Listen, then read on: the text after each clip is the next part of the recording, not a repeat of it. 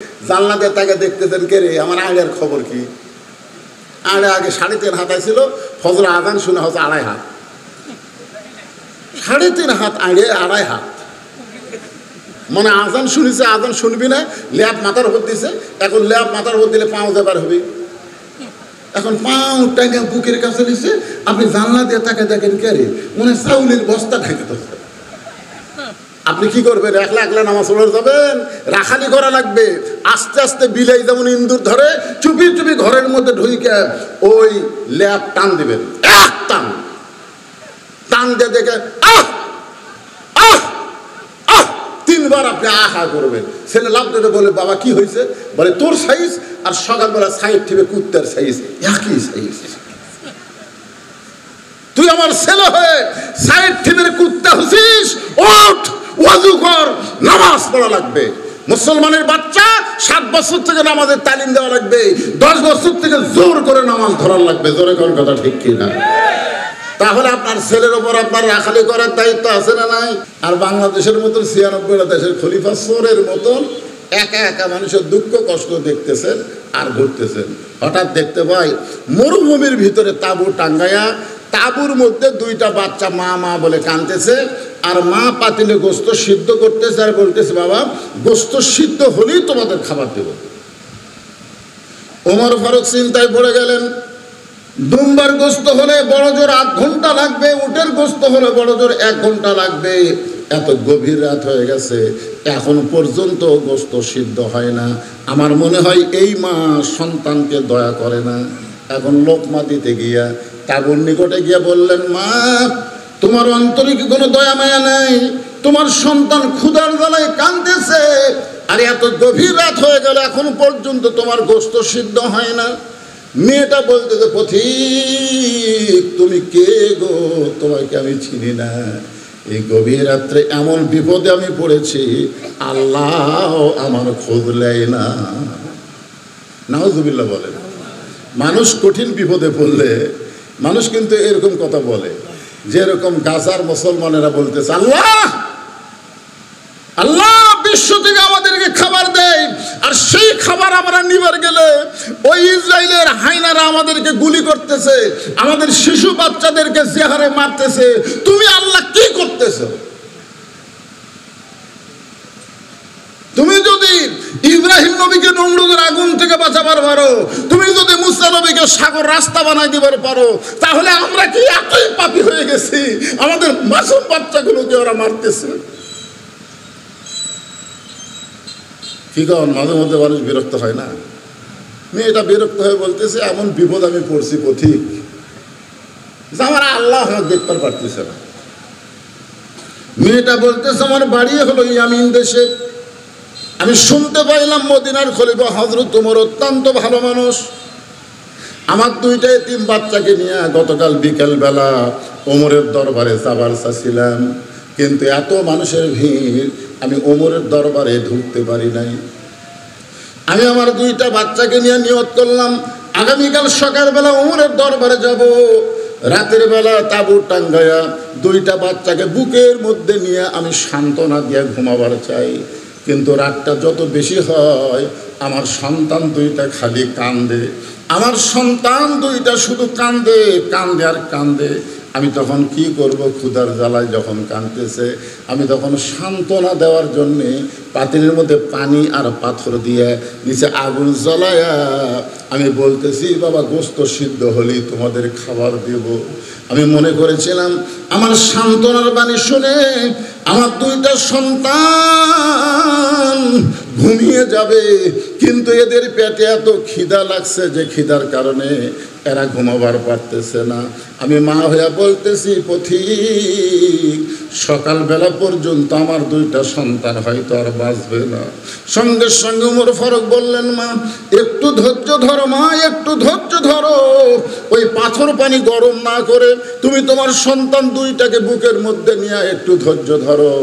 গভীর রাত্রে এক দৌড়ে বাইতুল মালের দরজায় ডাক দিলেন, আসলাম দরজা খুলে দে রে আসলাম, দরজা খুলে দে। আসলাম দরজা খুলে দিলে ওমর ফারুক বললেন, খাবার একটা বস্তা আমার মাথায় উঠাইয়া দে। আসলাম বলে আমি হলাম চাকর, আপনি হলেন আমির। খাবার বস্তা গভীর রাত্রে কোথায় নেওয়া লাগবে? ওমর ফারুক বললেন আসলাম, একজনের পাপের বোঝা আর একজন মাথায় নেয় না, দে আমার মাথায় উঠাইয়া দে। এখন আসলাম কি করবে? উলিল আমরে মিনকুমকে মানতে গিয়া ওই খাবার বস্তা ওমর ফারুকের মাথায় দিলেন। ওমর ফারুক বস্তার দুই মোড়া ধরে দৌড়ানো শুরু করলেন। আসলাম বলতেছে আমির আল মুমিনিন, এই ওজনের বস্তা নিয়ে দৌড়ালে আপনি যদি পড়ে যান আপনার কষ্ট হবে। ওমর ফারুক বলে আসলাম রে, সময় মতো যদি যাবার না পারি জাহান্নামের আগুনে আল্লাহ ওমরকে পুড়াইয়া ফেলবে। ইন্না আকরামাকুম ইনদাল্লাহি আতকাকুম। আল্লাহর কোরআন দিয়ে যখন রাষ্ট্র চলে তখন নেতারা কেমন হয় একটু খেয়াল করে শোনেন। তাবুর কাছে বস্তা নিয়ে বললেন মা, তোমার সন্তান দুইটা কি জীবিত আছে? মেয়েটা বলতেছে এখনো জীবিত আছে। ওমর ফারুক বললেন মা, তাহলে রুটি হালুয়া তৈরি করো। মেয়েটা রুটি হালুয়া তৈরি করে যখন ওমরের হাতে দেয়, ওমর দুইটা সন্তানকে দুই উরাতের উপরে বসায়া দিয়া দুই সন্তানের গালে চুমু দিয়া উঠি ছিঁড়া হালুয়া নিয়ে যখন মুখে দেয়, দুইটা সন্তান ফ্যাল ফ্যাল করে ওমরের দিকে তাকায়া থাকে। তুমি কে গো? তুমি কে? এই গভীর রাত্রে বাবার দরদ দিয়ে আমাদেরকে খাওয়াতে আইছো, তুমি কে গো? সঙ্গে সঙ্গে ওমর ফারুক দুইটা হাত আল্লাহর দরবারে তুলে বলতে আল্লাহ, এ অদমকে জাহান্নামের আগুন থেকে তুমি বাঁচায়া দাও। মেয়েটা বলতেছে পথিক, আমি ভালো মানুষের গল্প শুনেছি, কিন্তু মানুষ এমন ভালো হয় কোনোদিন তা কল্পনা করতে পারি নাই। আজকে শুনে নাও রে পথিক, উমরকে যদি আল্লাহ মদিনার খলিফা না বানায়া তোমারে যদি মদিনার খলিফা বানায় দিত, তাহলে আল্লাহ তাআলা মদিনাকে আল্লাহর জান্নাত ঘোষণা করত। লিল্লাহি তাকবীর। আলহামদুলিল্লাহ। আল্লাহর কোরআন দিয়ে যখন রাষ্ট্র চলবে, নেতার কথা বলতেই কথা তো শেষ হয় না, আবার কি স্লিপ দিল। আব্দুল্লাহ ইবনে ওমর বলে, রে নবীর সাহাবীরা, তোমরা সবাই যখন ঘুমিয়ে যাও, এমন সময় আমার বাবা চুপি চুপি আমার ঘরের দরজায়, মনে আছে না ভুলে গেছেন? চুপি চুপি আমার ঘরের দরজায় আস্তে করে ঠোকা দিলেন, আব্দুল্লাহ আব্দুল্লাহ। আমি সঙ্গে সঙ্গে ঘরের দরজা খুলে দিলাম। ঘরের দরজা খুলে গিয়ে দেখি আমার বাবা একটা পাঞ্জাবি নিয়ে দাঁড়ায় আছে। আমার বাবা একটা পাঞ্জাবি হাতে নিয়ে দাঁড়ায় আছে।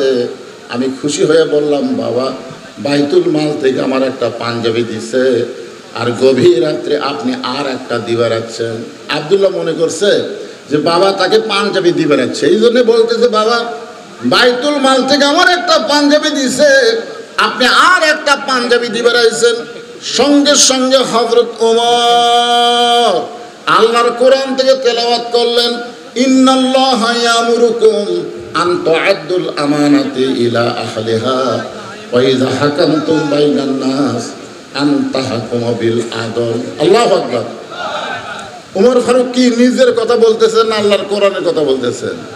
আল্লাহর কোরআন থেকে তেলাওয়াত করলেন, ইন্নাল্লাহা ইয়ামুরুকুম আন তুআদ্দুল আমানাতি ইলা আহলিহা ওয়া ইযা হাকামতুম বাইনান নাস আন তাহকুমু বিল আদল।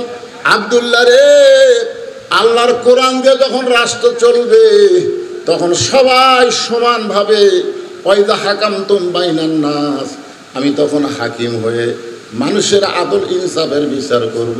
তুই আমার বেটা বলে তোকে একটা পাঞ্জাবি দিছে, আর একটা দিবা রাখছি না রে বাবা, না, এই পাঞ্জাবিটা আমার ভাগে পড়েছে।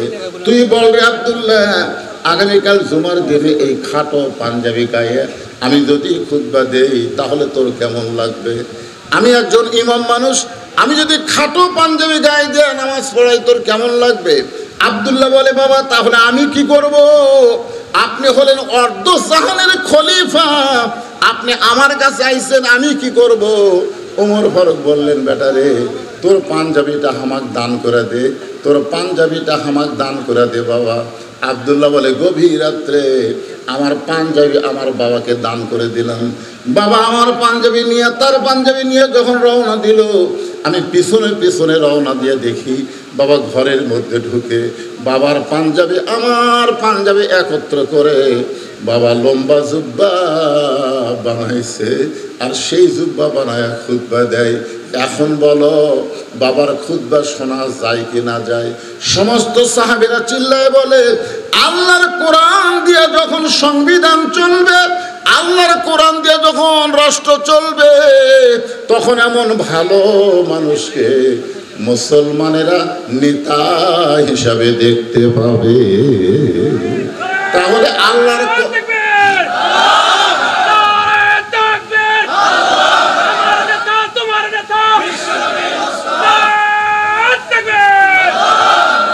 আল্লাহর কোরআন দিয়ে যখন রাষ্ট্র চলবে, তখন ভালো মানুষকে নেতা হিসাবে দেখা যাবে। আমরাও কি চাই? আল্লাহর আইন চাই, সৎ লোকের কথা কন না কেন, সৎ লোকের শাসন চাই, আল্লাহর আইন চাই। আল্লাহর আইনে সৎ লোক, বদ লোক যায় ওটি পারবি না তো, কারণ খুব ঠেলা আছে। তো এখন এতক্ষণ পর্যন্ত আল্লাহর কোরআন দিয়ে রাষ্ট্র চললে একজন নেতা কেমন হবে সেটা আপনারা শুনলেন। এখন আল্লাহর কোরআন দিয়ে যখন রাষ্ট্র চলবে, তখন একজন কর্মী কেমন হবে, কর্মীরা তখন কেমন হবে, এটা আমাদের জানার দরকার আছে না নাই?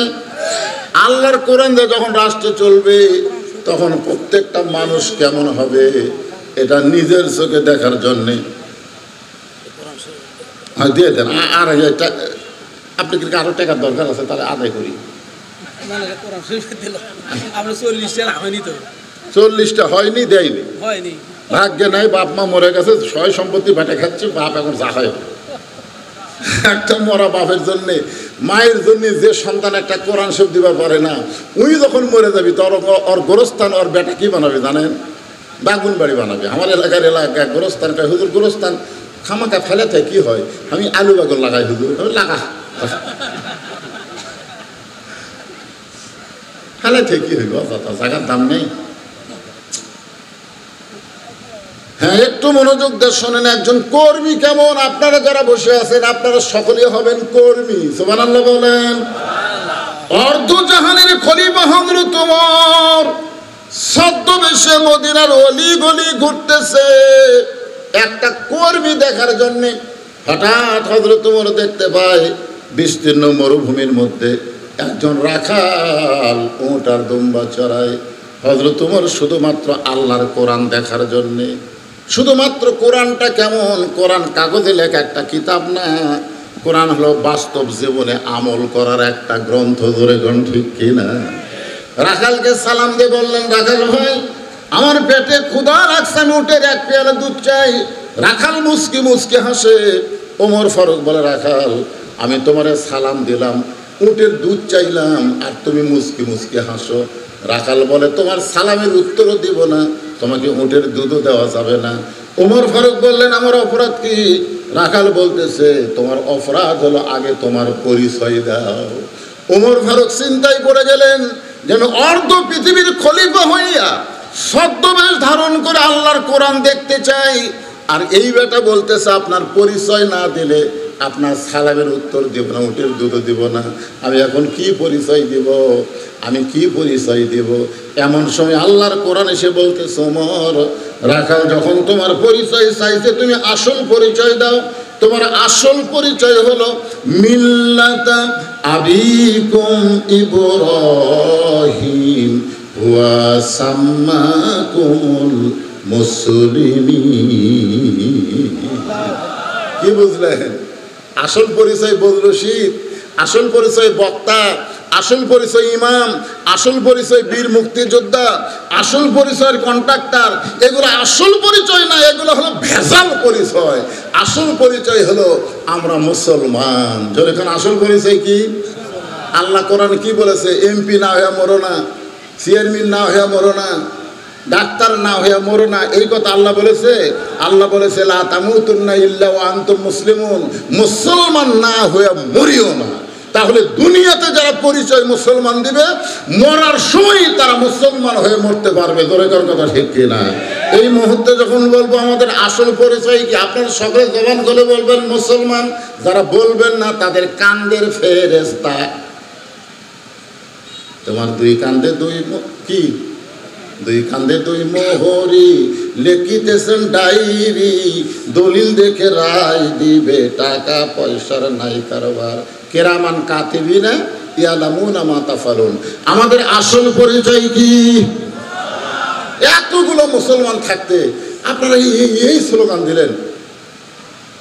ফেরেশতারা বলতেছে, আল্লাহ আমরা তোমার কোরআনের মাহফিলে গেলাম, তোমার বান্দার পরিচয় দিল আমরা মুসলমান। আল্লাহ বলে যত গুনাহগারী হোক না কেন, আমি তাদের নাম জান্নাতি হিসাবে কবুল করে নিলাম। এটা সাহস করে বলা যায় না কি? যত বড় গুনাহগার হই আমরা মুসলমান, এই ব্যাপারে কোনো সন্দেহ আছে নাকি? সন্দেহ আছে? তাহলে আমাদের আসল পরিচয় কি? আরো জোরে, জোরসে বলুন। জোর হলো না? মাশাআল্লাহ। ওমর ফারুক বলতেছে, রাখাল আমার আসল পরিচয় হলো আমি একজন মুসলমান। রাখাল বলতেছে, আসল না নকল? এইবারই তো ওমর ফারুক ধরা খাসা। মুসলমান তো মুসলমানই, এর মধ্যে আসল নকল কি? আসল মুসলমান তারা মাগরিব এশার নামাজ পড়ে ওয়াজ শুনতেছে, যারা মাগরিবও পড়েনি, এশাও পড়েনি, ওই ফজরও পড়বি না, ওই যতই মুসলমান মিছিল করুক কাম হবে না। কারণ রাসূল বলেছেন, লা সালাতা লা ঈমানা, যার নামাজ নাই তার ঈমান নাই। লা সালাতা লা দীনা, যার নামাজ নাই তার কোনো ধর্মই নাই। বাইনাল আবদি ওয়াল কুফরি তরকুস সালাত, বান্দা আর কাফেরের মধ্যে পৃথক করার জিনিসটার নামই হলো নামাজ। তাহলে আপনারা এখানে যারা বসে আছেন, আমি সবাইকে বলতেছি না, যারা মাগরিব এশা পড়েননি তারা খালি নিজের বিবেকের দিকে খেয়াল করে দেখেন তো, আপনি ফজর পর্যন্ত বাঁচার গ্যারান্টি আছে? একটু চোখ বন্ধ করে দেখেন তো। শেখ হাসিনার লাগাল মাজাত নাই বল, দুইজন ধরে টেজর তুলে দেয়। আমরা দেখছি ভাই, দুইজন ধরে টেজর তুলে দেয়, ওই মাইক পায়ে কাঁপতে কাঁপতে কয় খেলা হবে। এবার এশিয়া কাপে বুঝে গেছে বাংলাদেশের ছেলেরা কেমন খেলে। ওরে ঘন্টি কিরা সালারা মাজাত নাই বল খেলবার যায় কি? একে বলই না, এবারে ব্যাট হাতে কাঁপতে আউট হয়ে যায়। আর একটা স্বামী হোসেন খেলা হবে, ওরে ওয়ার্দার মোশান ভাই। খুব খেয়াল করে শোনেন, আসল মুসলমান আর ভেজাল মুসলমান। আপনি কি বলতে পারেন ফজর পর্যন্ত আপনি বাঁচবেন? তাহলে ফজর পর্যন্ত বাঁচার গ্যারান্টি যদি না থাকে, তাহলে কেন মাগরিব এশা পড়লেন না? কেন আপনি মাগরিব এশার নামাজ পড়লেন না? ফজর পর্যন্ত যদি আপনার বাঁচার গ্যারান্টি না থাকে। উমর ফারুক বলে, রাখাল মুসলমান তো মুসলমান, এর মধ্যে আসল নকল কি? রাখাল বলতেছে, আসল মুসলমান যারা হবে তারা সাওয়ার ব্যাপারে সতর্ক থাকবে। দরকার হলে ফাঁসির মঞ্চে যাবে, কিন্তু রাষ্ট্রপতির কাছে বাঁচার দরখাস্ত লিখবে না। এরকম আসল মুসলমান বাংলাদেশে আপনারা দেখেননি? মতিউর রহমান নিজামী নাম শুনছেন? তাকে এসে বলতেছে, উকিল সাহেব স্যার আপনি হলেন একটা দলের আমির, আপনি যদি রাষ্ট্রপতির কাছে বাঁচার দরখাস্ত লেখেন আর রাষ্ট্রপতি যদি আপনার দরখাস্ত মঞ্জুর করে, তাহলে আপনার ফাঁসি কার্যকর হবে না। লেখেন তো স্যার একটা বাঁচার দরখাস্ত। মতিউর নিজামী মুচকি মুচকি হাসে। উকিল বলে, হাসেন কেন? বলে, হাসার কারণ হলো আমার জীবনে 3টা রাষ্ট্রপতিকে আমি ক্ষমতা থাকা অবস্থায় মরা দেখছি। যে রাষ্ট্রপতির কাছে আমাকে বাঁচার দরখাস্ত লিখতে বলতেছো, এরকম 3টা রাষ্ট্রপতিকে আমি ক্ষমতার থাকা অবস্থায় মরা দেখছি। একটা হলো শেখ মুজিবুর রহমান, একটা হলো জিয়াউর রহমান, একটা হলো জিল্লুর রহমান। যারা ক্ষমতা থাকতে নিজেরাই মরে যায়, তাদের কাছে কোনো ইমানদার জীবন ভিক্ষা চাই না। ধরে কোন কথা ঠিক কিনা? কথা বলেন, একটু মনোযোগ দিবেন। আসল মুসলমান যারা হবে তারা কোনোদিন বলবেন আমার দয়াল বাবার দরবারেতে কেউ ফিরে না খালি হাতে। বাবা যদি কিছু দেয়, বাবা যদি কিছু দেয়, বাবাকে একটু মনোযোগ দিবেন। রাখাল বলতেছে তুমি যদি আসল মুসলমান হও, তুমি দুধ চাইছো কার কাছে? সঙ্গে সঙ্গে ওমরের চোখ দিয়ে পানি পড়তেছে। আল্লাহ, তোমার কোরআন যখন দুনিয়াতে চালু থাকবে, ওমর যদি ভুল করে একটা রাখাল পর্যন্ত ভুলটা ধরতে পারবে। আপনাদের মসজিদে আল্লাহর কোরআন চালু আছে না নাই? আপনাদের মসজিদের কথা বলতেছি। ইমাম সাহেব টাইটেল পাস দাওরা পাস, এতদিন আসরের নামাজ 4 রাকাত পড়াছে, কিন্তু আজকে 3 রাকাত বসে গেছে। এতদিন কয় বৈঠক দিছে? 2 রাকাত পরে 1 বৈঠক, 4 রাকাত পরে 1 বৈঠক, কিন্তু আজকে ইমাম সাহেব 3 রাকাত যেই বলছে, 4 নম্বর কাতার থেকে এক ভ্যানালা অটো ভ্যান চলায়, উনি আবার বলছে আল্লাহু আকবার। ইমাম সাহেব বলতেছে তুই যতই লোক মাদে, হ্যাঁ লোক মারে, এতদিন পড়াছি 4 রাকাত, আজ 3 রাকাতেই বসে থাকবো। আমি ওট মো না, দরকার হলে দিনের ভোর রাতে দেব, মানুষ না আসলে ড্যামি দিব, তাও আমি ক্ষমতা ছাড় মো না। এই মনে করে যদি মসজিদের ইমাম বসে থাকে, আপনারা বলেন তো মসজিদের মুসল্লি ইমামের পক্ষে হবে না ভ্যানালার পক্ষে হবে? কেন ভ্যানালার পক্ষে হবে? যে মসজিদ ইমাম তোর বাপের আইন চলে না, মসজিদে আল্লাহর আইন চলে। ঠিক মতো নামাজ পড়াবি তো পড়াবি, না পড়ালে তোরে বাদ দে, নতুন আর একটা নেতা ইমাম নিয়োগ দিব। তোরে কোন কথা ঠিক কিনা? মসজিদে আইন চলে কার? আরো ধরে বলে। হ্যাঁ, নিজের চোখে দেখছি ভাই, ডান পাশে আওয়ামী লীগ, বাম পাশে বিএনপি, মাঝখানে জামাত, নিজের চোখে দেখছি। ইমাম সাহেবের মায়ের অসুখ, এখন ইমাম সাহেব সেদিন মসজিদে আসেনি, এখন এরা 3 জন মুসল্লি খালি ঘড়ির দিকে তাকায় আর কয় কেরে হুজুর চাইলেন আজকে নামাজ পড়াবি কে? জামাত ইসলামের লোক বলতেছে ভাই আপনি আওয়ামী লীগ, আপনারা ক্ষমতাতে আছেন, আপনি সামনে যান। আওয়ামী লীগ গুলার ভিতরে দেখায় পাগলা, এই কাতার ছাড়া আমার সামনে যাওয়ার উপায় নেই। তো বিএনপি বলতেছে ভাই তাহলে আপনি বেশি কথা কস না, তো আকামত দিচ্ছে তা। জামাত ইসলাম বলতেছে তাহলে আমি যাই। আল্লাহর ঘরের মধ্যে যে সামনে যাওয়ার পারে, বাহিরেই তারা আল্লাহর দল করে। জোরে কথা কর না, কথা বলা লাগবে। ঘরটা হলো কার? আইন চলতেছে কার? ওমর ফারুকের চোখটা দর দর করে পানি পড়তেছে যে আল্লাহ, রাখালের মধ্যে কোরআন থাকার কারণে আমি ওমর যে চাওয়ার ব্যাপারে ভুল করেছি, রাখাল ধরবার পারছে। ওমর ফারুক এখন সারেন্ডার করে বলতেছে ও রাখাল ভাই, চাওয়ার ব্যাপারে আমার ভুল হয়ে গেছে। রাখাল মুসকে মুসকে হাসে আর বলে ভুলটা যখন স্বীকার করেছ, তাহলে আল্লাহ তোমাকে তওবা করার সুযোগ দিয়েছে। আপনি যত পাপ করেন না কেন, সারা জীবন আপনি বেনামাজি হয়েছেন। আজ থেকে যদি আপনি নিয়ত করেন আল্লাহ ফজর থেকে আমি আর নামাজ বাদ দেব না, আল্লাহ বলে পাগল রে, যত নামাজ না পড়ার পাপ হয়েছে এই নিয়ত করার সঙ্গে সঙ্গে আমি আল্লাহ তোর জীবনের গুনাহ মাফ করে দিলাম। এই শব্দের অর্থের নাম হলো তওবা। তওবা মানে ফিরে আসা। উমর ফারুক বলতেছে রাখাল ভাই আমি তওবা করতেছি। রাখাল বলে তুমি মূর্খ মানুষ, তুমি তওবা কেমনে করবা? উমর ফারুক বলে আমি মূর্খ, তুমি কেমনে কও? বলে চাওয়ার ব্যাপারে যে সতর্ক হয় না, সে হলো দুনিয়ার সবচাইতে বড় মূর্খ। এবার রাখাল হযরত ওমরকে তওবা পড়াচ্ছেন, আস্তাগফিরুল্লাহ। যারা মাগরিব এশার নামাজ পড়েননি অথবা যারা এশার নামাজ পড়েছেন, সকলে আমরা তওবা করব, কারণ যেভাবে নামাজ আদায় করা দরকার আমরা সেইভাবে পারি নাই। আর যারা পড়ি নাই তারা তো পড়িনি, মারাত্মক ভুল করেছি। এই যে সবাই মিলে আমরা তওবা করতেছি, সকলে আমার সঙ্গে পড়েন আস্তাগফিরুল্লাহ। পড়ো যুবকেরা, সবাই পড়ো বাবা। আস্তাগফিরুল্লাহ রব্বি মিন কুল্লি যামবি ওয়া তুবু ইলাইহি লা হাওলা ওয়ালা কুওয়াতা ইল্লা বিল্লাহিল আলিয়্যিল আযীম। ওমর ফারুক তওবা করার পরে বলতেছে ও রাখাল ভাই আল্লাহর হস্তে উটের 1 পেলা দুধ দাও। ও রাখাল ভাই আল্লাহর হস্তে উটের 1 পেলা দুধ দাও। রাখাল মুস্কি মুস্কি হাসে। ওমর ফারুক বলে রাখাল আবার হাসতেছে কেন? রাখাল বলে তওবা করার পরে তুমি আবার মুনাফিকি করলে, লিমা তাকুলু মা লা তাফআলুন। আল্লাহু আকবার। রাখাল বলতেছে হযরত ওমরকে তোমার মুখের সাথে মনের মিল নেই। তুমি সত্যি করে বলো তো, আমি কি উটের মালিক? আমি যদি উটের মালিক হইতাম তুমি আমাকে রাখাল বললা কেন? আমাকে যখন রাখাল বলেছো তখন তোমার মন বলতেছে আমি উটের মালিক না। আর মালিক বাদ দেন, রাখালের কাছে চাইলেও রাখাল দিবার পারবে না।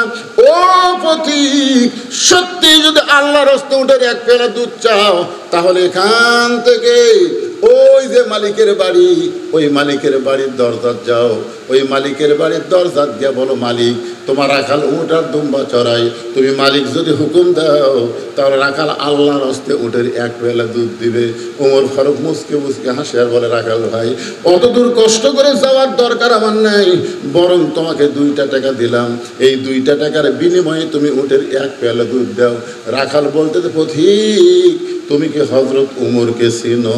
জোরে কোন সুবহানাল্লাহ। ওই রাখাল হযরত উমরকে বলে পথিক তুমি কি হযরত উমরকে চিনো? যদি উমরকে চিনতা তাহলে এরকম বেসাইদা প্রস্তাব দিবার পারতা না। আল্লাহর কোরআন যে রাষ্ট্র চলে, উমরের গুপ্ত বাহিনী যদি দূর থেকে দেখবার পায় তুমি আমাকে 2 টাকা ঘুষ দিছা আর আমি মালিক বাদ দিয়ে তোমাকে উটের দুধ দিলাম, তাহলে তোমাকেও ধরবে আমাকেও ধরবে। এই বুড়া বয়সে তুমি ধরা পড়বার চাও? ওমর ফারুক বলে রাখাল ভাই তাহলে চলো পাহাড়ের গুহার মধ্যে যাই, ওই গুহার মধ্যে গিয়া গোপনে তোমাকে 2টা টাকা দিব আর তুমি গোপনে উটের এক বেলা দুধ দিবে, তাহলে তোমার মালিকও জানতে পারবে না, উমরের গুপ্ত বাহিনী ধরতে পারবে না। রাখাল চিল্লায় বলে তুমি ভণ্ড, তুমি ভণ্ড, তুমি ভণ্ড। উমর ফারুক বলে রাখাল আমার মধ্যে ভণ্ডামির কি দেখলাম? উমর ফারুক বলে রাখাল আমার মধ্যে ভণ্ডামির কি দেখলা? রাখাল বলতে পথিক রে উমরের গুপ্ত বাহিনী দেখতে পাবে না, আমার মালিক জানতে পারবে না, কিন্তু গুহার মধ্যে দেওয়া নেওয়া করলে রাখালের আল্লাহ দেখতে পাই। যেই কইছে রাখালের আল্লাহ দেখতে পাই, সঙ্গে সঙ্গে হযরত ওমর এক দৌড়ে পাহাড়ের পাদদেশে জায়নামাজ বিছায়া 2 রাকাত সালাতুল শুকর নামাজ পড়ে আল্লাহর কোরআনকে বুকের মধ্যে নিয়ে বলে আল্লাহ তোমার কোরআন এত সুন্দর, আল্লাহ তোমার কোরআন যখন দুনিয়াতে চালু থাকবে না দেখা আল্লাহকে মানুষ কলিজার মধ্যে জায়গা দিবে, কেউ না দেখলেও আল্লাহ দেখতেছে এই বিশ্বাস মানুষের অন্তরে আসবে। আল্লাহ তোমার কোরআন এত সুন্দর, রাখাল তোমার কোরআনকে গ্রহণ করার কারণে গুহার মধ্যে দেওয়া নেওয়া করলে কেউ না দেখলেও রাখালের আল্লাহ দেখবে। আল্লাহ আমি রাখালকে দেখি নাই, রাখালের মধ্যে তোমার কোরআন আমি বাস্তব চিত্র দেখতে পাই। ওমর ফারুক যখন কাঁদতেছে রাখাল পিছনে গিয়া বলে ভাই তুই যতই কান্দে উটের দুধ আমি দিবার পারলাম না। ওমর ফারুক বলে রাখাল উটের দুধের কোনো দরকার নাই, বরং তোমার কাছে আমি জানতে চাই তুমি না দেখা আল্লাহকে কলিজার মধ্যে জায়গা দিয়া আল্লাহর কোরআন অনুযায়ী চলতেছো, এর বিনিময়ে তোমার চাহিদা কি? কি কোন আল্লাহর কোরআনের যখন কর্মী হবেন তখন আপনাদের একটা চাহিদা থাকবে না? এই কথা কোন চাহিদা থাকবে না? উমর ফারুক বললেন রাখাল না দেখা আল্লাহকে কলিজার মধ্যে জায়গা দিয়া আল্লাহর কোরআন অনুযায়ী চলতেছো, এর বিনিময়ে তোমার চাহিদা কি? রাখাল বলতেছে রব্বানা আতিনা ফিদ দুনিয়া হাসানা ওয়া ফিল আখিরাতি হাসানা ওয়া কিনা আযাবান্নার। আমার চাহিদা হলো 2টা, একটা হলো আতিনা ফিদ দুনিয়া হাসানা দুনিয়ার সৌন্দর্য, আর 2 নম্বর চাহিদা হলো আখিরাতের সৌন্দর্য। এই আল্লাহর কোরআন মানার কারণে আমার চাহিদাই 2টা। উমর ফারুক বললেন ভাইজান একটু ভালো করে বুঝে দিলে ভালো হয়। রাখাল বলে তুমি আসলেই মূর্খ, আমার দুনিয়ার চাহিদা হলো মহামানব হযরত উমরকে আমি এক নজর দেখতে চাই। যে উমর আল্লাহর কোরআন দিয়ে রাষ্ট্র চালাইছে সেই উমরকে খালি একটা নজর দেখতে পারলে আমার দুনিয়ার চাহিদা আল্লাহ পুরা করবে। জোরে কোন সুবহানাল্লাহ। আপনারা বলেন তো রাখাল দুনিয়াতে ভালো নেতা দেখতে চায়, কি নেতা? হযরত উমর কি নেতা? তাহলে আপনারা বাংলাদেশের লোকেরা ভবিষ্যতে কি নেতা দেখতে চান? অন্তর থেকে না বললে আল্লাহ কিন্তু কবুল করবি না। ওই শেষে যা আসবে তাই পিটুন খেয়ে জীবন যাবি ভাই। রাখাল আল্লাহর কোরআন থেকে বলতেছে রব্বানা আতিনা ফিদ দুনিয়া হাসানা ওয়া ফিল আখিরাতি হাসানা। আমার দুনিয়ার চাহিদা হলো মহামানব হযরত উমরকে আমি এক নজর দেখতে চাই, যে উমর আল্লাহর কোরআন দিয়ে রাষ্ট্র চালানোর কারণে আমার মতন রাখাল না দেখা আল্লাহকে কলিজার মধ্যে জায়গা দিবার পারছি, সেই উমরকে যদি খালি একটাবার দেখতে পাইতাম, দুনিয়ার চাহিদা আল্লাহ আমার পুরা করতো। আমার 2 নম্বর চাহিদা হলো আমি রাখাল যখন মরে যাব, অদম রাখালকে আল্লাহ যেন জান্নাত দেয়। আচ্ছা, বৃষ্টি কি হচ্ছে? তো ওই 2 ভাই উঠলো কেন?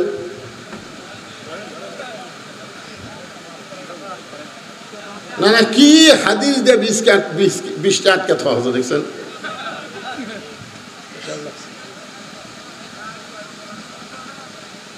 ওয়ানুনাজ্জিলু মিনাল কুরআনি মা হুয়া শিফাউ ওয়া রাহমাতুল লিল মুমিনিন। আল্লাহ বলেছেন মুমিনদের জন্য এই কোরআনকে যাবতীয় ঔষধ হিসাবে আমি নাজিল করেছি। যদি পেশাব লাগে, পেশাব বন্ধ করে বসে থাকবেন, পেশাব জাতীয় যত ব্যারাম আল্লাহ ভালো করে দিবে। এই কোরআনের পাওয়ার আছে না নাই? জনগণ আছে না নাই? লাগলো বসে থাকে, দেখেন কি হয়। কিছুক্ষণ পর দেখবেন তলপেট ঠান্ডা হয়ে গেছে। এই জন্যই তো মুরব্বীরা বলতো, বিশ্বাসে মিলাই বস্তু তর্কে বহুত। কোনো তর্ক করা যাবে না। ইমান, ইসলাম, কোরআন হাদিসের ব্যাপারে কোনো তর্ক করা যাবে? যেখানে আল্লাহ ডাইরেক্ট বলতেছেন ওয়ানুনাজ্জিলু মিনাল কুরআনি মা হুয়া শিফাউ ওয়া রাহমাতুল লিল মুমিনিন, মুমিনদের জন্য, হিন্দু বৌদ্ধ খ্রিস্টানদের জন্য না। কি বিরক্ত? এইবার ওটা আবার কে উঠতেছে রে?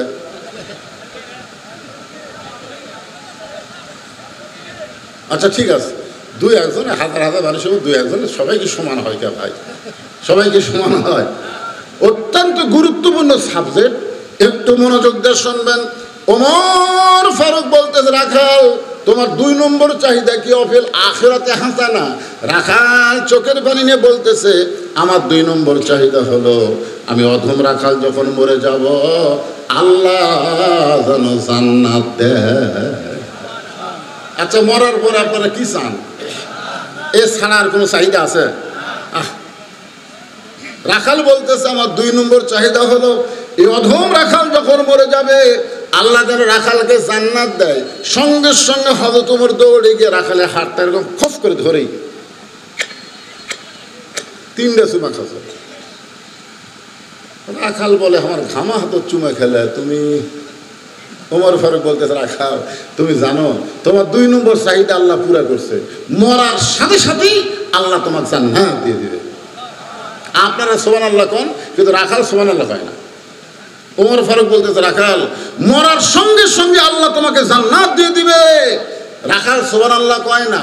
ওমর ফারুক বলে, রাখাল মরার সঙ্গে সঙ্গে আল্লাহ তোমাকে জান্নাত দিয়ে দিবে, তুমি সুবহানাল্লাহ কেন বলতেছ না? এবার রাখাল মুসকে মুসকে হাসি আর কয়, মরার পরে জান্নাত, এই বাকি কথা বলতেছ, কিন্তু হযরত উমরকে এক নজর দেখতে পাবো, এই নগদ কথা বলতে তোমার কোন জায়গাত বাজে? একটা হলো নগদ, একটা হলো বাকি। নগদ কি? হযরত উমরকে এক নজর দেখা, দুনিয়ার চাহিদা।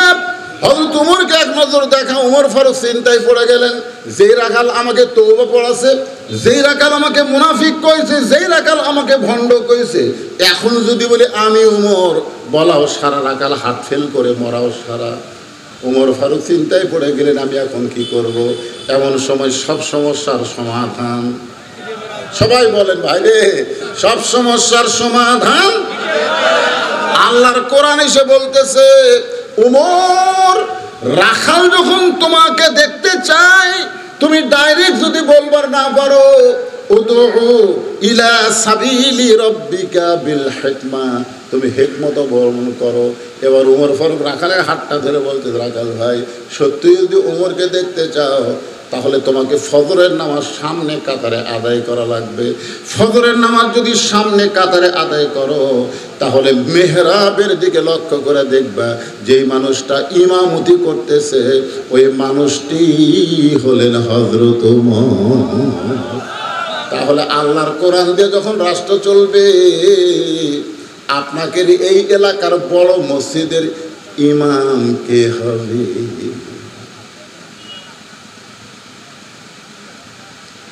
এই ইউনিয়নের চেয়ারম্যান সাহেব ইউনিয়নের বড় মসজিদের ইমাম হওয়া লাগবে, থানার বড় মসজিদের ইমাম হবে এমপি সাহেব, উপজেলা চেয়ারম্যান সাহেব। যিনি তিনি এসে বলতে পারে না যে আমাকে ভোট দাও আমি নেতা হব, নেতা হওয়ার আগে নামাজ পড়া তো দেখি। ওমর ফারুক বলতেছেন সত্যি যদি ওমরকে দেখতে চাও তাহলে ফজরের নামাজ তোমাকে সামনে কাতা আদায় করা লাগবে। ফজর যদি সামনে কাতারে আদায় করো তাহলে মেহরাবের দিকে লক্ষ্য করে দেখবা যেই মানুষটা ইমামতি করতেছে সেই মানুষটি হলেন হযরত ওমর। রাখাল ছোট বাচ্চার মতন কান্দে। ওমর ফারুক বলে কান্দো কেন? রাখাল বলে আমি বারান্দায় নামাজ পড়ি, আমি মসজিদের ভিতরে ঢোকার সাহস পাই না। মসজিদের মধ্যে নবীর দামি দামি সাহাবী, ওই দামি দামি সাহাবীর মধ্যে আমি রাখাল কেমনে যাই? ওমর ফারুক আল্লাহর কোরআন থেকে বললেন ইন্না আকরামাকুম ইনদাল্লাহি আতকাকুম। ও রাখাল, তোমারে কে বললো মসজিদের বারান্দায় কম দামি আর মসজিদের মধ্যে দামি? এই কথা তোমাকে কে বুলাইলো?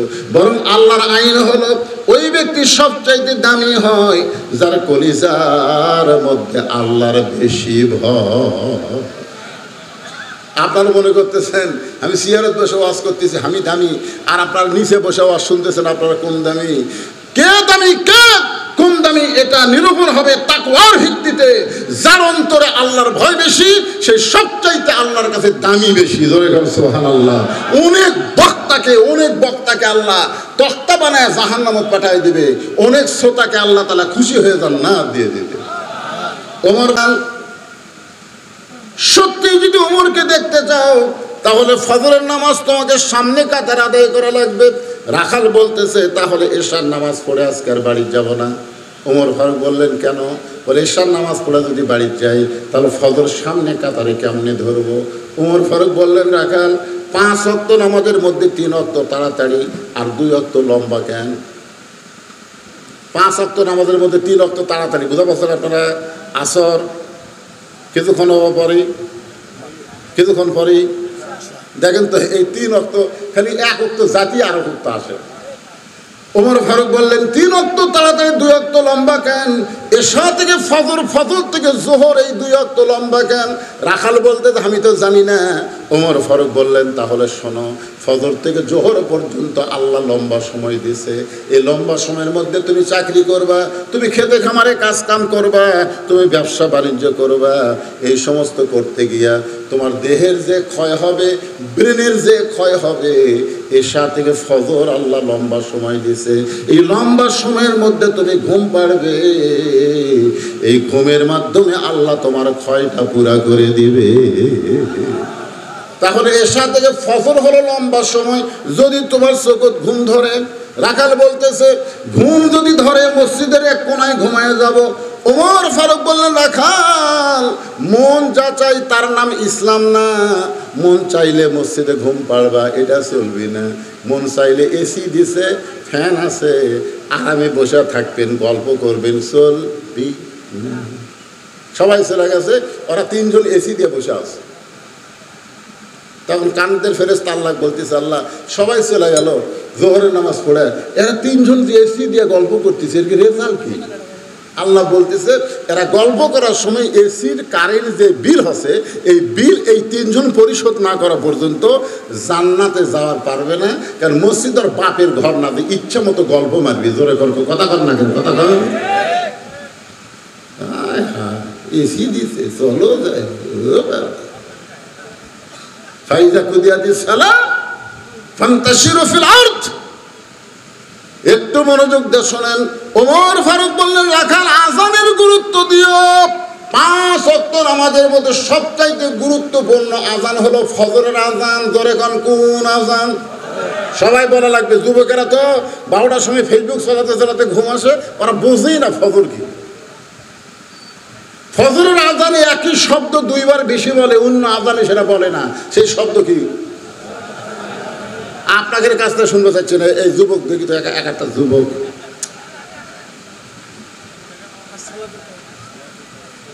কিন্তু আপনারা পারেননি, কিন্তু ওরা তো ঘুম পাড়ে ওই সময়। তুমি পারো? দেখ কত দেখি তো। মাশাআল্লাহ। আসসালাতু খায়রুম মিনান নাওম। উমর ফারুক বলে, রে রাখাল, ফজরের আজানের গুরুত্ব দিও।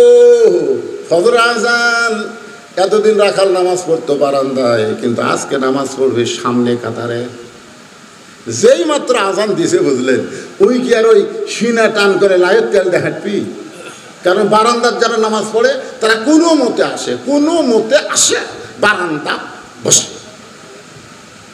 আর যারা সামনে কাতারে নামাজ পড়ে তারা কোনো মতে আসে না, আজানের গুরুত্ব তাদের কাছে আসে। জোরে কোন ঠিক কিনা? এতদিন রাখাল নামাজ পড়ছে কোথায়? আজকে কোথায় পড়বে? মসজিদের মধ্যে ঢুকতেছে, ঢোকারও কিন্তু সাইজ আছে। আপনারা যখন মসজিদ ঢুকবেন নিজের ইচ্ছা মতো ঢুকতে পারবেন না, ডানপন্থী হয়ে ঢোকা লাগবে, ডান পায়ে। ধরে কোন পায়ে? শুধু ডান পায়ে ঢুকলে হবে না। আল্লাহুম্মা আফতাহলি আবওয়াবা রাহমাতিক, এই দোয়াটা পড়ে রাখাল মসজিদের মধ্যে সামনে কাতারে যাওয়ার চাই। রাখাল যখন সামনে কাতারে যাওয়ার চাই, প্রত্যেকটা সাহাবী নড়ে সরে রাখালকে যাওয়ার রাস্তা করে দেয়। রাখাল মনে মনে কয়, আল্লাহ রে, এতদিন বারান্দার থাকা কি ভাবলাম, মনে করছিলাম ভিতরে দামি দামি, কিন্তু আজকে ভিতরে ঢুকে দেখতেছি আমিও যারাও তাই। একেবারে মেহরাব বরাবর সামনে কাতারে, মেহরাব বরাবর সামনে কাতারে রাখাল ফজরের 2 রাকাত সুন্নত নামাজ আদায় করেছে। মেহরাব বরাবর সামনে কাতারে ফজরের 2 রাকাত সুন্নত নামাজ আদায় করেছে। ফজরের ফরজের আগে 2 রাকাত সুন্নত আছে না নাই? আপনার বলেন তো কত দাম? আসমান জমিন বিক্রি করে যে দাম হবে তার চাইতে বেশি দাম হলো ফজরের 2 রাকাত সুন্নতের দাম। সুবহানাল্লাহ, কি দাম রে! রাখাল 2 রাকাত সুন্নত নামাজ পড়ে চুপটি করে বসে গেছে। এমন সময় এক সাহাবী মসজিদের মধ্যে ঢুকে দেখে জায়গা নাই, জায়গা আছে কিন্তু তার জায়গা নাই। ওই সাহাবীর নাম হলো ওসমান গনি। জোরে বলেন নাম কি? ওসমান গনি ঢুকা দেখতেছে যে আমার জায়গা থেকে কে বসলো রে? আপনারা বলেন তো, মসজিদের মধ্যে শুধু ইমামের জায়গা ছাড়া আর কারো জায়গা আছে? কিন্তু ওসমান গনি কেন বলতেছেন আমার জায়গায় এটা কে বসলো? কারণ আল্লাহ রাসূল বলেছেন, হাদিসটা খেয়াল করবেন, আল্লাহ রাসূল বলেছেন আমি যখন ইমামতি করব, আমি বরাবর যিনি পিছনে দাঁড়াবে তার নাম হলো আবু বকর। তাহলে নবী যতদিন ইমামতি করছে, নবী বরাবর পিছনে কে থাকছে? আবু বকর রাদিয়াল্লাহু যখন ইমামতি করবে, আবু বকর বরাবর যিনি দাঁড়াবে তার নাম হলো হযরত ওমর। হযরত ওমর যখন ইমামতি করবে, ওমর বরাবর পিছনে যিনি দাঁড়াবে তার নাম হলো ওসমান। আর ওসমান যখন ইমামতি করবে, ওসমান বরাবর পিছনে যিনি দাঁড়াবে তার নাম হলো আলী। রাসূল বললেন আমার আলী যখন ইমামতি করবে, আলী বরাবর পিছনে। নবী কারোর নাম বলেন না। সাহাবারা বললেন হুজুর, আলী যখন ইমামতি করবে, আলী বরাবর পিছনে কে দাঁড়াবে? রাসূল বললেন কোরআন থেকে, মা ইয়ানতিকু আনিল হাওয়া ইন হুয়া ইল্লা ওয়াহয়ুন ইউহা। আমি রাসূল ততক্ষণ বলতে পারবো না যতক্ষণ আল্লাহ না বলায়। ওই আলী পর্যন্তই হলো খোলাফায়ে রাশিদিন। জোরে খান সুবহানাল্লাহ। তাহলে হযরত ওমর যখন ইমামতি করবে, ওমর বরাবর পিছনে কে দাঁড়াবে? এ জোরে খান, মনে ভুলে যান কেন, কে দাঁড়াবে? কিন্তু আসে দেখে জায়গা। আপনারা বলেন তো, নবীর যত সাহাবী ছিল সব চাইতে শরম বেশি কার? খুতবাতে শোনায় না হায়াউন ওসমান শোনায় না, হায়াউন ওসমান শোনায় না, মানে এত শরম, এত নরম। এখন রাখালের কাছে এসে দেখে লোকটা যখন বসাই গেছে, যে বসার সাইজ, বসার আবার সাইজ আছে না নাই, যেভাবে বসিছে এক উৎপার করেই তো বিপদ। পাশেই দেখে ফাঁকা জায়গা, ওই ফাঁকা জায়গার মধ্যে ওসমান গনি 2 রাকাত সুন্নত নামাজ আদায় করে রাখালের দিকে 3 বার তাকাইছে। জোরে কোন কয়বার? একবারে তাকা যায় 3 বার। প্রথম যেই তাকাইছে রাখাল, দ্বিতীয়বার যেই তাকাইছে, তৃতীয়বার যেই তাকাইছে, এই মিয়া বারবার আমার দিকে তাকাস কেন? মূর্খ মানুষের দিকে আপনি যদি বারবার তাকান, সে কিন্তু রাগ করবে। ধরে কোন কথা ঠিক কিনা? রাখাল কয় কে রে, ই আমার দিকে বারবার তাকায় কেন? ওসমান গনি যেই বলছে এই মিয়া আমার দিকে তাকাস কেন, লাভ দেয়, ওটা ভয়ে লাভ দেচ্ছে। ওটা বলতেছে ভাইজান আমি খালি বারবার আপনার দিকে 3 বার তাকাইছি, আপনি এত গরম, আপনার পরিচয় কি? বলে আমার পরিচয় হলো আমি একজন রাখাল। যেই বলছে আমার পরিচয় আমি একজন রাখাল, সঙ্গে সঙ্গে ওসমান গনি মুচকি মুচকি হাসতেছে। কারণ রাখালের ভাষা নরম হলে হবে না, রাখালের ভাষা গরম হওয়া লাগবে। আল্লাহ রাসূল বলেছেন প্রত্যেকটা অভিভাবককে আল্লাহ তাআলা রাখালের দায়িত্ব দিয়ে দুনিয়াতে প্রেরণ করেছে। প্রত্যেকটা অভিভাবককে আল্লাহ রাখালের দায়িত্ব দিয়ে প্রেরণ করেছে। এখন আপনারা চিন্তা করেন, হুজুর আমার তো গরু নাই, ছাগল নাই, আমি কার রাখালি করব? দেখেন, চিন্তা করে চোখ বন্ধ করে আপনি দেখেন আপনার অবশ্যই রাখালি করার আছে। আপনি চোখ বন্ধ করে দেখেন আপনার 42 বছরের একটা গাভী আছে। দেখেন আমারটার বয়স এখন 50। আপনি চোখ বন্ধ করে দেখেন আপনার 22 বছরের একটা আইডিয়া আছে। আপনি চোখ বন্ধ করে দেখেন 17 বছরের একটা বকনা আছে। রূপকর্তা আমি বললাম, গাভী মানে আপনার বউ, আইডিয়া মানে আপনার ছেলে, বকনা মানে আপনার মেয়ে। আপনি বলেন তো আপনার বউ, আপনার ছেলে, আপনার মেয়ের উপরে আপনার রাখালি করার দরকার আছে না? না।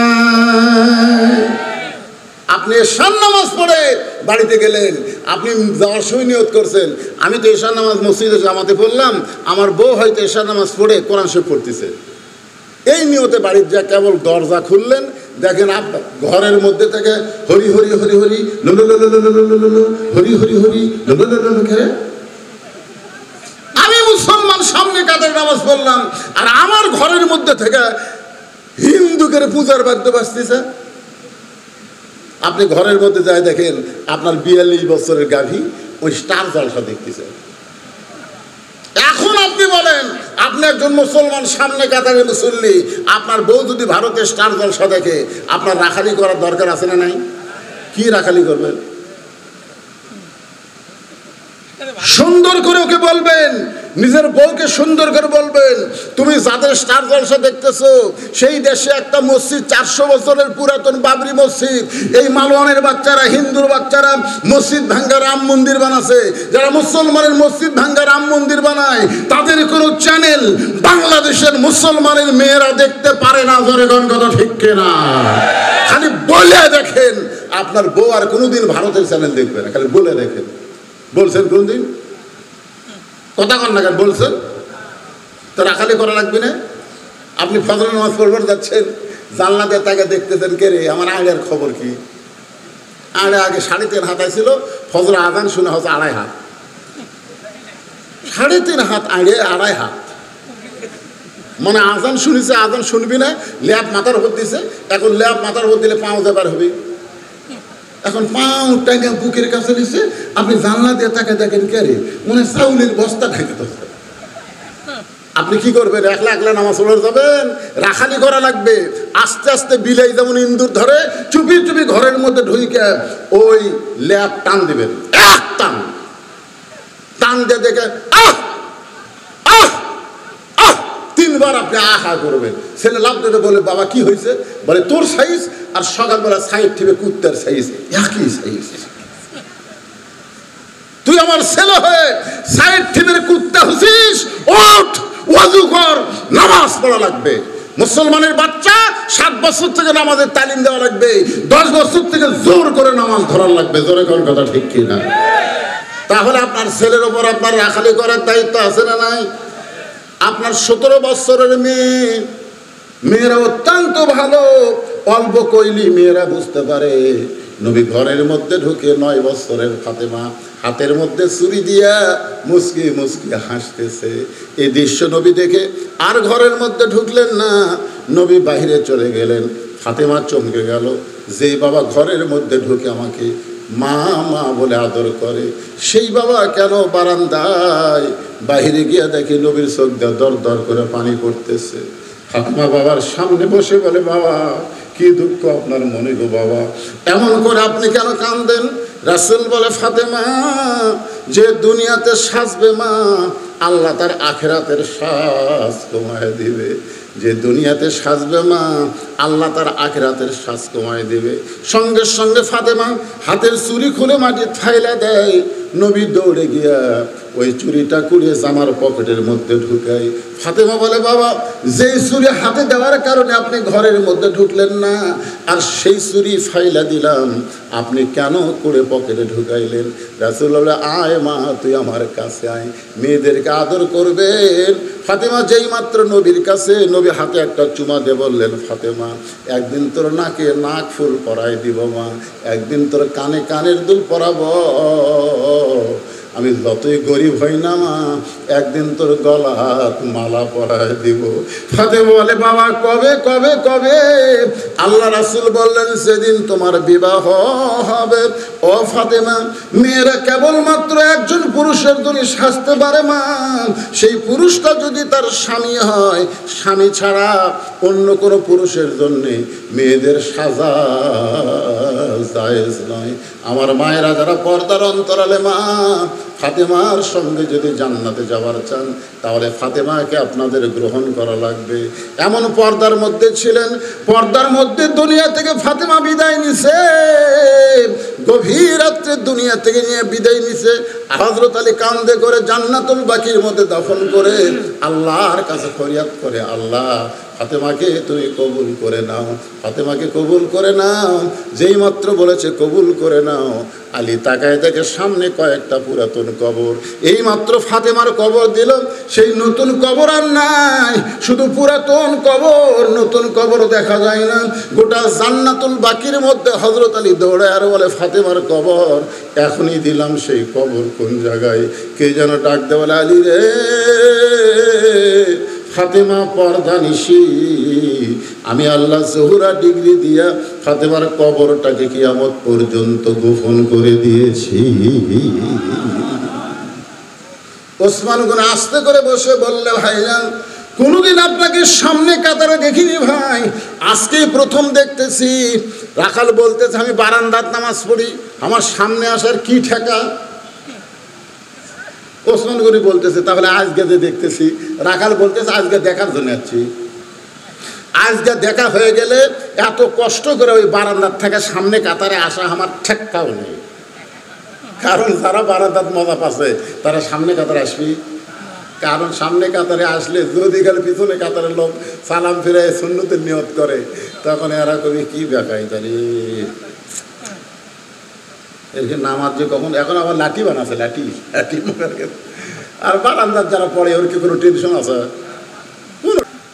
ওসমান গনি যাকে দেখতে চায় তিনি আর কেউ না, ওরা ঢাকে যেত, জোরে কথা কর না কেন ভাই রে, কথা কর না কেন? হ্যাঁ, নামাজ নামাজ নামাজ। আপনি ডিসির বাড়িতে গেলে, এসপির ঘরত গেলে, এমপির ঘরত গেলে ভালো পোশাক পরেন, আর 4 হাতে গামছা গাওয়ার দেয় নামাজে যাচ্ছে। আমার এক চাষা 4 হাতে গামছা গাওয়ার দেয় মসজিদে যাচ্ছে। আমি বললাম, কে চাষা, আপনার পাঞ্জাবি নাই? হ্যাঁ, বলছি যে ফতুয়া দে, তুই ফতুয়া দে, গামছা করতে নামাজ হবে না। আমি বললাম, এই জন্যই তো হাসিনা তোর কোক দেখা পারে না রে, কেন গামছা গাওতে মসজিদে ক্ষতি কিরে? আমি বললাম, চাষা, এই গামছা গাওতে আপনি বিয়ের বাড়ি যাওয়ার পারবেন? চাষা বলছে, তুই কি মনে করছিস পাঞ্জাবি নাই? এই বছরে 5টা পাঞ্জাবি বানাচ্ছি, এই গামছা গাওতে আপনি জামাইয়ের বাড়ি যাওয়ার পারবেন? চাষা, তোর মাথা খারাপ নাকি রে? জামাইয়ের বাড়িতে কেউ গামছা গাওতে যায়, ও বিয়ের বাড়ি যাওয়া পারবেন না, জামাইয়ের বাড়ি যাওয়ার পারবেন না, আর আল্লাহর ঘর মসজিদে আসতেছেন। যদি আপনার পাঞ্জাবি না থাকতো তাহলে আল্লাহ আপনাকে ছাড় দিত। কথা কন না কেন ভাই, কথা কন। এই জন্য বিশ্বাস করবেন, আনতাবুদুল্লাহ কান্নাকা তারাহু ফাইল্লাম তাকুন তারাহু ফাইন্নাহু ইয়ারাকা। আল্লাহু আকবার। যখন আল্লাহর সেজদা দিবেন তখন আপনি আল্লাহকে দেখতে পাবেন। যদি আল্লাহ দেখা সম্ভব না হয়, আল্লাহ আপনাকে দেখতেছে, এ বিশ্বাস আপনার কলিজায় আসবে। এক লোক এক ওয়াজে এক বক্তা ওয়াজ করছে, আবু হানিফা রহমতুল্লাহ আলাইহি 100 বার আল্লাহ দেখছে। তখন আমি ফতুয়া খুঁজতেছে, কে রে, মুসা নবী আল্লাহ দেখতে পারছিল, রব্বি আরিনি, আল্লাহ কয় লাম তারানি, আর আবু হানিফা দেখলো। কে রে, এই হাদিস কি মুসা নবীর সময় ছিল? এই হাদিস আল্লাহর নবী দিয়েছে।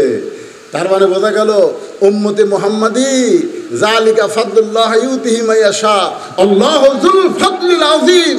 উম্মতে মুহাম্মাদের মধ্যে হযরত আলী প্রত্যেক সিজদায় আল্লাহর কুদরতি পায়ে সিজদা করেছে। জোরে কোন সুবহানাল্লাহ, সুবহানাল্লাহ।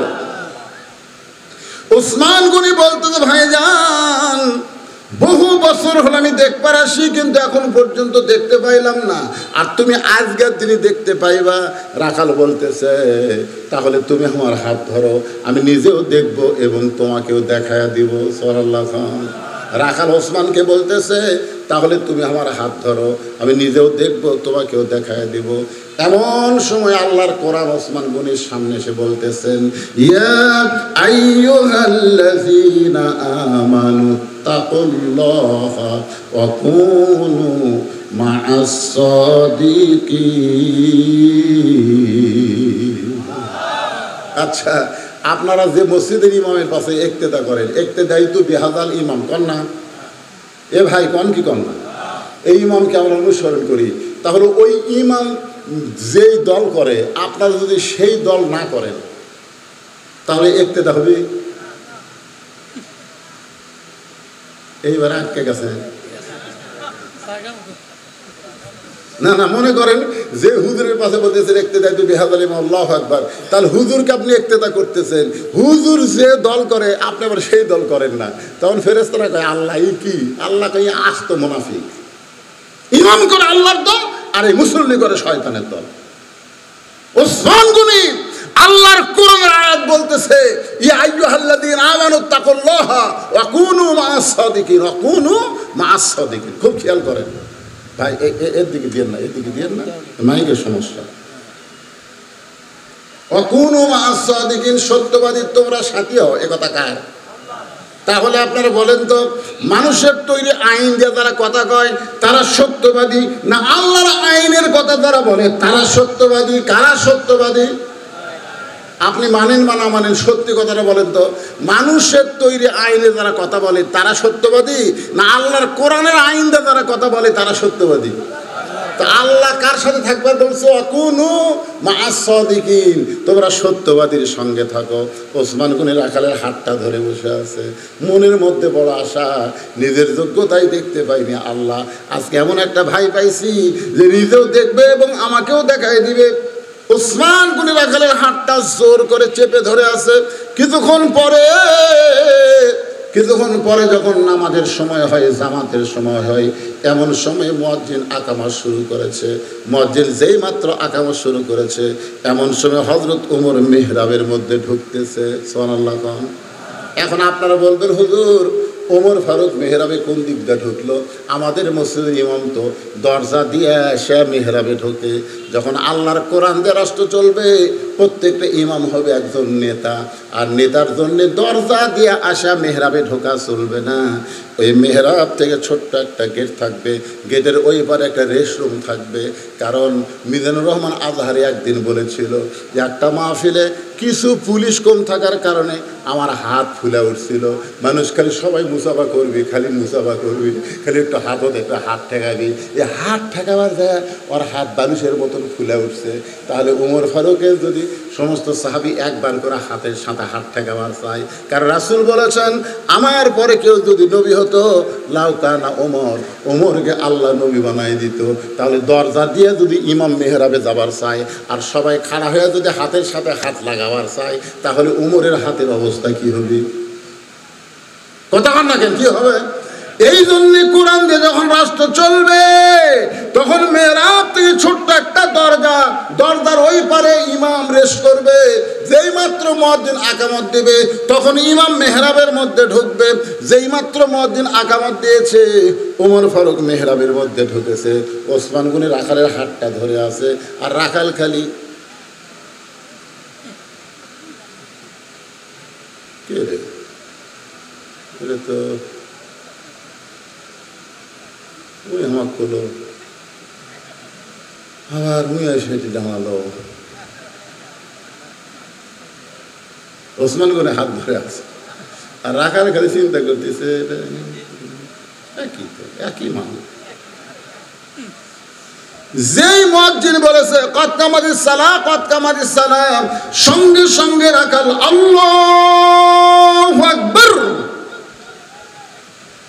যেই মাত্র রাখাল আল্লাহু আকবার কইছে, ওসমান গনি রাখালে হাতটা ছেড়ে দিয়ে বলে ভাইজান, ইমাম সাহেব ভুল করলে মানুষ লোকমা দেয়, এখন পর্যন্ত আকামতি শেষ হয় নাই, আর আপনি আল্লাহু আকবার লোকমা দিলেন। রাখাল বলতেছে এই জন্যই তো তুই কানা, এই জন্যই তুই দেখ পারবাস না, আমি কি জন্য লোকমা দিলাম মিয়া তুই জানিস না। এই কথা যেই মাত্র রাখাল বলেছে, দ্বিতীয় কাতারের একজন সাহাবী দৌড়েছে, রাখালের হাতটা হেসকা টান দিয়ে বলে তোকে সামনে কাতারে দেখি আমার সন্দেহ হয়েছিল, এতক্ষণ যে মহান ব্যক্তি তোর হাতটা ধরেছিল এই মহান ব্যক্তিকে তুই চিনিস।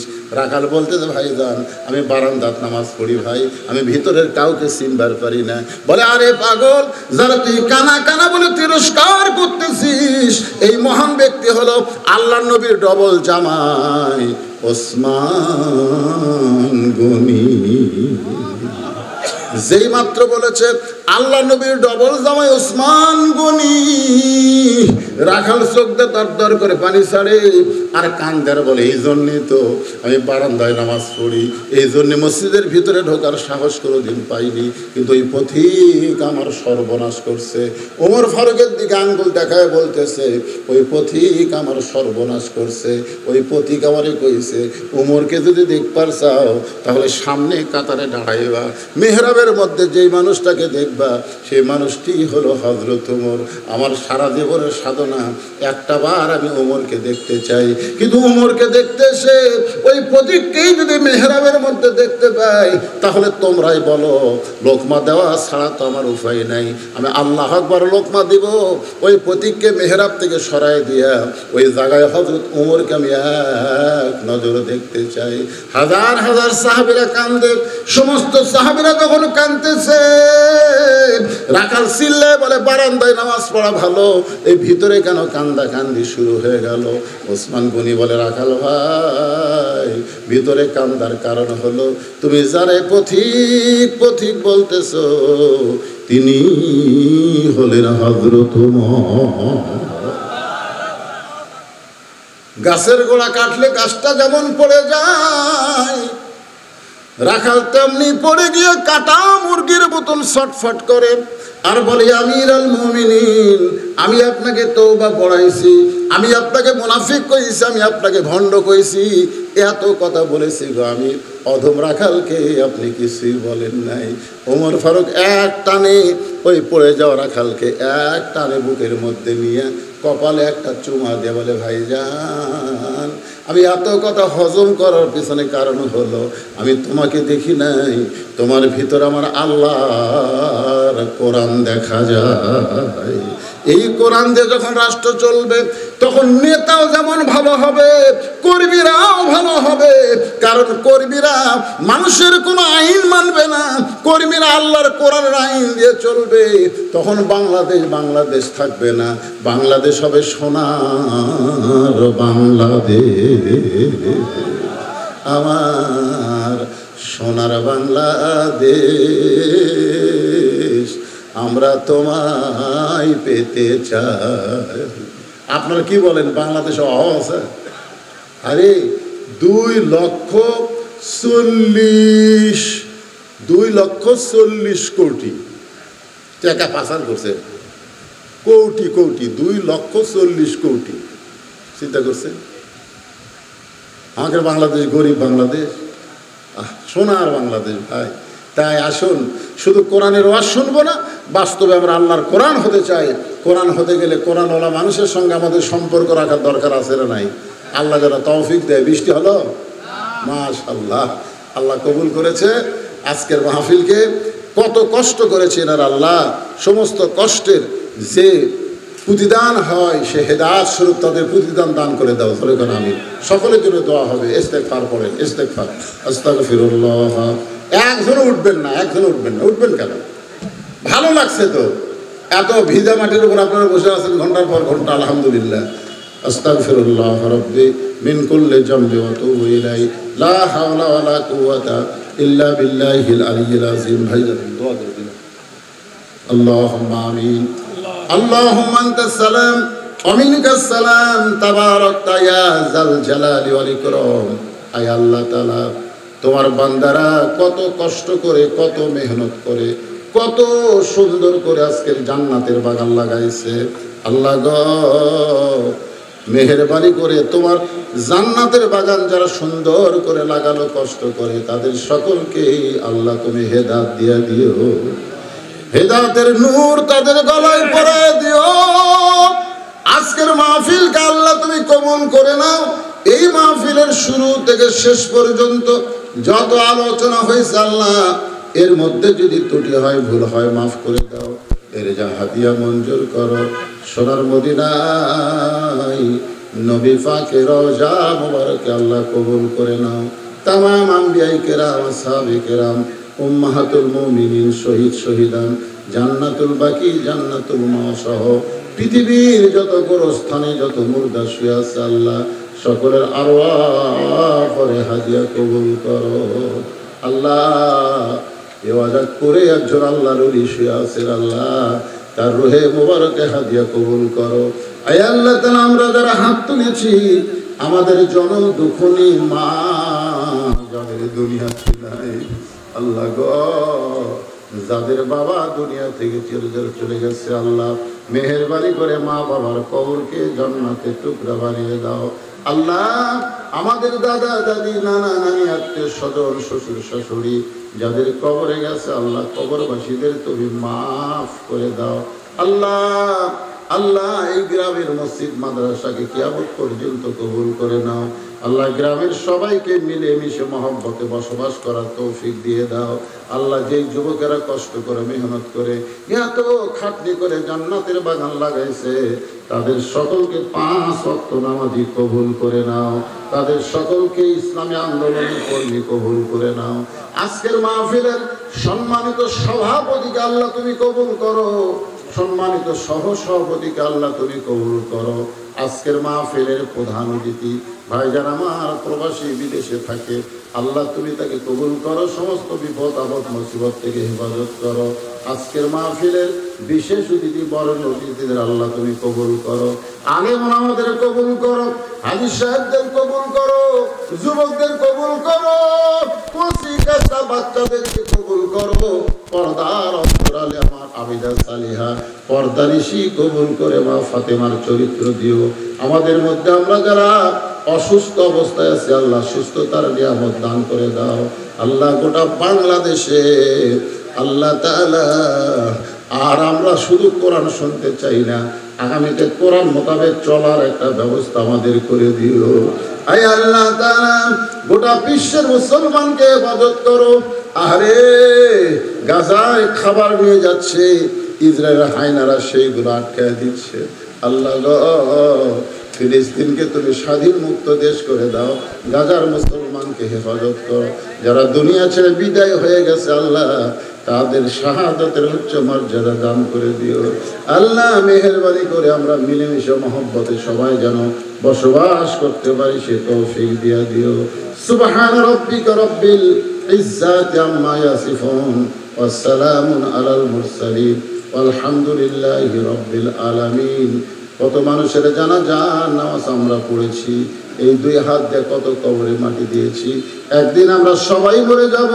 যেদিন আমাদের মৃত্যু হবে, দিনটা যেন জুমার দিন হয়, মাসটা যেন রমজান মাস হয়।